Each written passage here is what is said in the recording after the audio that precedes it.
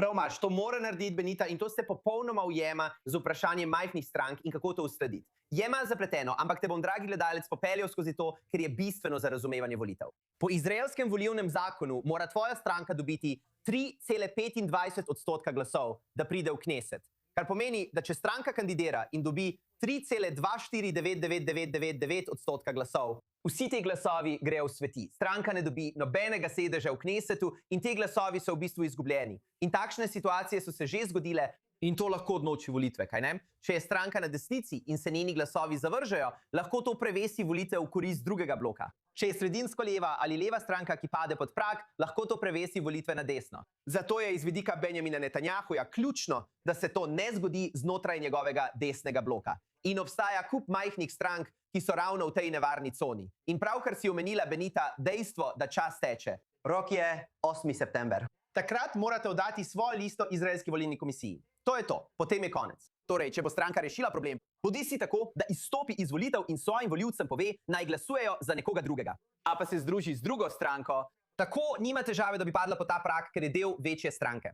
No, to odločitev morate sprejeti do 5. septembra, tako da Netanjahu skuša zagotoviti, da se to v njegovem bloku ne bo zgodilo. Njegovi lastni stranki se to ne bo zgodilo. So precej večji od tega. Ampak to bi se lahko zgodilo drugim strankam, ki bi bile ključni partnerji zanj, da bi lahko ostal predsednik vlade. Netanjahu prav v zadnji uri, Benita, odkar si v etru, je izdal video, v katerem je povedal Becalelu Smotriču in njegovi stranki verski sionizem, ter Itamarju Ben-Gvirju in njegovi stranki judovska moč, da se morajo na volitvah združiti, ker je Smotrič v nevarnem območju.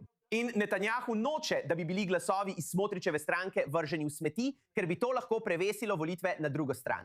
Zdaj se to povezuje tudi z drugim vprašanjem, ki ste ga omenili, glede rezerviranih mest v Likudu. Netanjahu ima v tej fazi v Likudu 4 rezervirana mesta, ki niso namenjena nikomur drugemu. Ta mesta niso namenjena nikomur drugemu ali ljudem, ki so zmagali na predizborih, tako da jih lahko uporabi po svoje. Zakaj se to povezuje z vprašanjem strank? No, lahko se pogovarja s Smotričem in Ben-Gvirjem ter ju spravi za isto mizo. Mimogrede, oba jih je povabil, naj prideta in se z njim pogovorita o tej temi, ter rekel: če se združite, bom vzel enega izmed vaših ljudi in ga postavil na listo Likuda, s čimer bom v bistvu povečal kolač in jim dal večji motiv. Skratka, drama nas pelje v podrobnosti, vendar je bistvena za razumevanje, kako se bodo volitve odvijale v naslednjih 12 dneh. In je bistveno za razumevanje strategije, ki je potrebna za uspeh v takšni politični kampanji.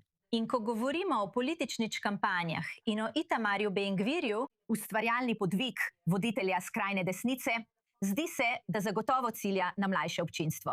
Saj se razdeljuje otroška knjiga, pa tudi animirana različica. Povejte nam več. Prav. Otroška knjiga. Ampak Benita, očitno otroci ne volijo. Torej, recimo, da je to nekoliko bolj namenjeno staršem. Ampak ja, izraelski otroci začnejo šolo 1. septembra. In poglejte, kaj bo veliko teh otrok dobilo. Otroška knjiga od strica Itamarja. In v hebrejščini piše minister, ki se ne ustavi. In vidite ga tam na sredini, seveda v ozadju Tempeljska gora. Itamar Ben-Gvir, znan po svojih obiskih na Tempeljski gori. Delili jih bodo pred šolami, ne na območju šole, torej ne kršijo zakona, ampak jih bodo razdelili otrokom in priročno tudi njihovim staršem na poti na prvi šolski dan 1. septembra. Benita, lahko mirno domnevamo, da vsebina te knjige ne bo všeč vsem. Glede na položaj Ben-Gvirja na skrajni desnici izraelskega političnega spektra, vendar gre za ustvarjalno strategijo in ustvarjalno taktiko njegove volilne kampanje. Vsebina še ni bila razkrita. Tako da mislim, da vsi čakamo v napetosti do naslednjega torka, ko se bodo naši otroci vrnili v šolo in bodo imeli to majhno darivce, ki ga bodo dali v svoje šolske torbe.